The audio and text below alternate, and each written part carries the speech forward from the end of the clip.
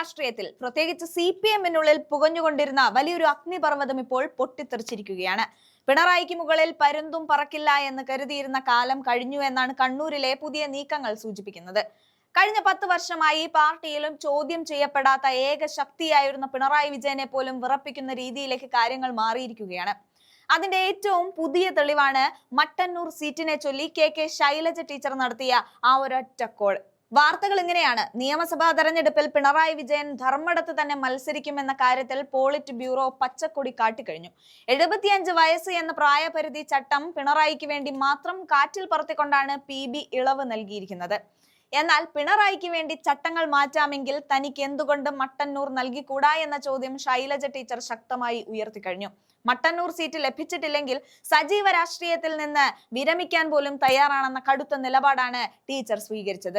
ഇതോടെ കണ്ണൂർ CPM-ലെ ആഭ്യന്തര കലഹം മുതിർന്ന നേതാക്കളെ പോലും ഭയപ്പെടുത്തി തുടങ്ങി. സംസ്ഥാന നേതൃത്വം അഥവാ പിണറായി വിജയൻ ശൈലജ ടീച്ചറെ വെട്ടാൻ നോക്കിയെങ്കിലും ദേശീയ നേതൃത്വം അവിടെ രക്ഷകനായി അവതരിച്ചു. MA ബേബിയെ പോലുള്ള മുതിർന്ന നേതാക്കൾ വഴി കേന്ദ്ര കമ്മിറ്റി കേരള ഘടകത്തിന് കർശന നിർദ്ദേശം നൽകി കഴിഞ്ഞു. ശൈലജ ടീച്ചറെ പോലൊരു ജനകീയ മുഖത്തെ മാറ്റി നിർത്തുന്നത് വരാനിരിക്കുന്ന തെരഞ്ഞെടുപ്പിൽ വലിയ തിരിച്ചടി ഉണ്ടാക്കുമെന്നാണ് കേന്ദ്രത്തിന്റെ വിലയിരുത്തൽ. തദ്ദേശ തെരഞ്ഞെടുപ്പിലേറ്റ തിരിച്ചടി ഒരു പാഠമായി ഉൾക്കൊള്ളണമെന്നും ജനങ്ങൾക്കിടയിൽ തെറ്റായ സന്ദേശം നൽകരുത് എന്നും കേന്ദ്രം ഓർമ്മിപ്പിച്ചു.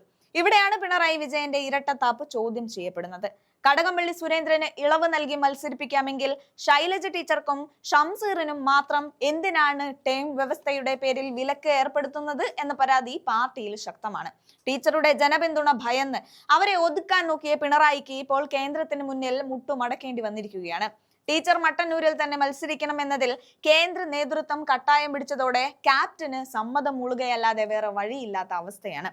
പിണറായി വിജയനൊപ്പം രണ്ടാമനായി ആര് വരും എന്ന ചർച്ചകൾ പാർട്ടിയിൽ സജീവമാകുമ്പോൾ ശൈലജ ടീച്ചറുടെ ഈ കരുത്തുറ്റ മടങ്ങിവരവ് പിണറായി ഭക്തരെ തെല്ലൊന്നുമല്ല അസ്വസ്ഥരാക്കുന്നത്. കണ്ണൂരിലെ കോട്ടകളിൽ വിള്ളലുകൾ വീണു തുടങ്ങിയെന്നും പിണറായിക്ക് മുകളിൽ അണികളും നേതാക്കളും പറന്നു തുടങ്ങിയെന്നുമാണ് രാഷ്ട്രീയ നിരീക്ഷകർ വിലയിരുത്തുന്നത്. അന്തിമ സ്ഥാനാർത്ഥി പട്ടിക വരുമ്പോൾ ശൈലജ ടീച്ചറുടെ പേര് മട്ടന്നൂരിൽ തന്നെ ഉണ്ടാകുമെന്നത് ഉറപ്പായി കഴിഞ്ഞു. പരുന്തിന് മുകളിൽ പറക്കുന്ന ടീച്ചറുടെ ഈ നീക്കം പിണറായി വിജയന്റെ ആധിപത്യത്തിന് അന്ത്യം കുറിക്കുമോ എന്ന് നമുക്ക് കാത്തിരുന്ന് കാണാം.